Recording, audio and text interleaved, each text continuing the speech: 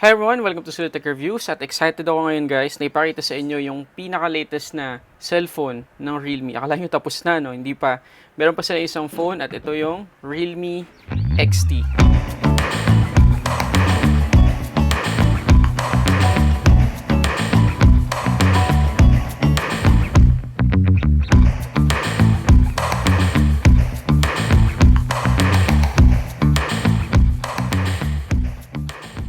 Basically guys, kapag in-upgrade natin yung screen, yung likod, yung camera ng Realme 5 Pro, ito yung resulta. So, i-unbox natin ito ngayon guys at bibigyan ko kayo ng first impression at papakita ko sa inyo ilang sample shots galing sa first 64 megapixels na cellphone ng Realme. Okay, so ito guys yung box niya, Realme XT, 64 megapixels quad camera at nandyan pa rin yung kanyang flash charge 3.0. So, mabilis pa rin mag-charge yung phone nito. Mamaya papakita ko sa inyo yung full specs. Okay, so dito sa harap ng box guys, makikita natin yung Realme branding pa rin. Hindi ko alam kung bakit hindi gintna ng Realme, medyo nadidisturb ako dyan. Tapos Realme XT 64 megapixels quad camera at nandito pa rin yung VOOC flash charge 3.0. So mabilis pa rin ma-charge to. Okay, so excited na ako guys. Wala naman na tayo makikita masyado dito sa box. So unbox natin.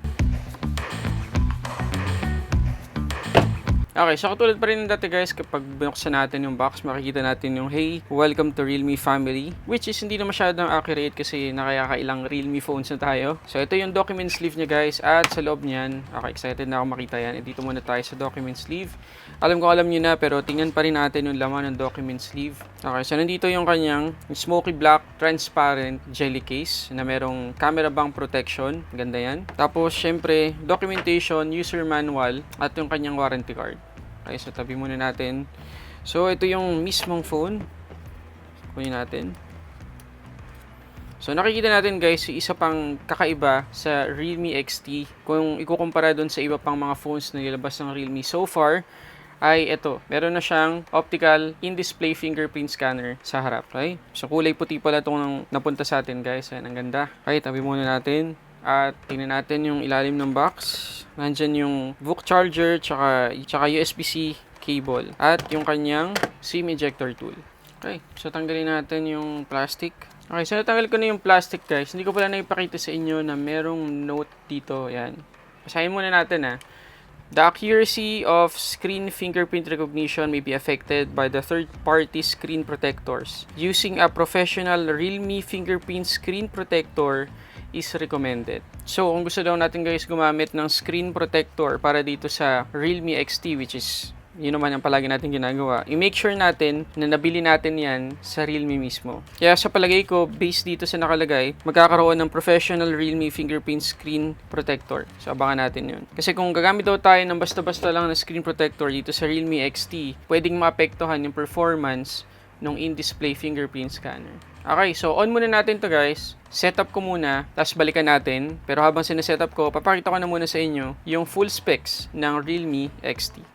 Okay, doon muna tayo guys sa body. So dati yung front lang yung glass sa mga Realme phones, pero ngayon front and back glass na siya, protected ng Corning Gorilla Glass 5. Yung frame plastic pa rin, pero good to know na Corning Gorilla Glass 5 na yung protection niya. Doon naman sa display, meron tayong Super AMOLED 6.4 inches 1080p display, 402 ppi, at kagaya ng sinabi ko kanina, protected ng Corning Gorilla Glass 5. Pagdating sa chipset, walang pinagbago doon sa Realme 5 Pro. Meron pa rin tayong Snapdragon 712 10nm na merong ColorOS 6 on top of Android 9.0. Pagdating sa microSD card slot, kaya niyang mag-handle ng up to 256GB of SD card. At pagdating sa variants guys, ito unofficial pa itong sasabihin ko guys, pero malamang na same sila ng variant ng Realme 5 Pro, dalawang 128GB of internal storage, isang 4GB of RAM at isang 8GB of RAM. Pagdating sa main camera, 64 megapixels 1.8 aperture yung kanyang main shooter, mamaya itetest natin yan. At yung tatlong camera na natitira ay parehas na parehas dun sa Realme 5 Pro, 8 megapixels 2.3 aperture na ultra wide, 2 megapixels na 2.4 aperture na dedicated macro camera, at 2 megapixels 2.4 aperture na depth sensor. Pati doon sa selfie camera, same na same din sa Realme 5 Pro, 16 megapixels 2.0 aperture na kayang mag-shoot ng 1080p 30 frames per second. Pagdating naman sa ports, parehas din sa Realme 5 Pro na merong USB Type-C, yung Realme XT, meron din siyang 3.5mm jack. Thank you very much, Realme, at hindi ko tinanggal yan. Pero ang kaibahan guys, meron na tong Dolby Atmos. At pagdating sa battery, bumaba siya ng kaunti. Dun sa Realme 5 Pro, 4,035 mAh na battery. Dito, 4,000 flat mAh na battery, which is okay lang kasi naka Super AMOLED screen na tayo ngayon. Okay, so ito na siya guys, ang setup ko na. Pinalitan ko lang yung default wallpaper sa ganitong wallpaper para mas makita natin. Sobrang ganda guys. At unang impression ko dun sa in-display fingerprint scanner niya, mabilis. Kahit yung pag-register, sobrang bilis, walang hassle. Halos kapareho na siya ng conventional fingerprint scanner.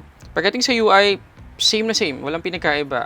Mas maganda lang talaga yung display ngayon. At dahil ito ay Super AMOLED na, malaki yung possibility na maglabas si Realme ng update na merong night mode para dito sa Color OS ng Realme XT kasi nga AMOLED na siya. So mas makakatipid sa battery kung meron niyang night mode. So abangan natin. Okay, pagdating sa camera, tingnan natin sama-sama for the first time kung merong nagbago sa camera application niya. So sa unang tingin, parehas pa rin. Tingnan natin option. So meron na siya ngayong Ultra 64 megapixels na mode. Doon sa Realme 5 Pro, meron tayong Ultra 48 megapixels. Okay, tapos meron pa rin tayong Nightscape, Panorama, Expert, Time-Lapse, Slow-Mo, at Ultra Macro. Pagdating sa video, kaya natin mag-shoot ng 720p, 1080p, tsaka 4K. Pero I doubt na kaya nating mag-shoot ng 60 frames per second sa 4K katulad sa Realme 5 Pro.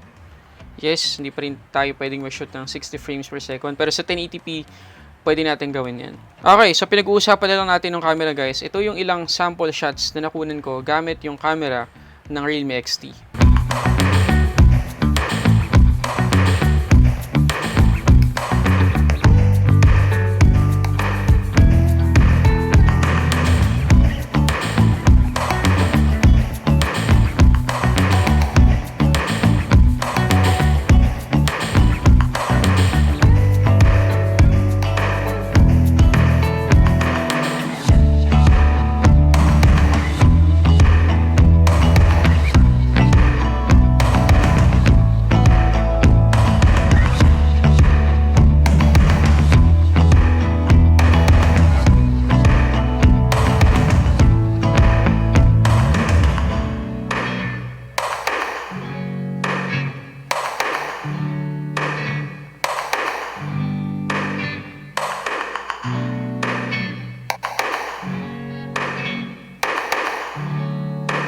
Okay, so nakita naman natin guys na better yung camera ng Realme XT kumpara dun sa Realme 5 Pro. Hindi ko sinasabing pangit yung camera ng Realme 5 Pro. Better lang to kasi nga 64 megapixels na. At nakita ko naman dun sa mga photos na nakuha natin na talagang sharper, mas maliwanag.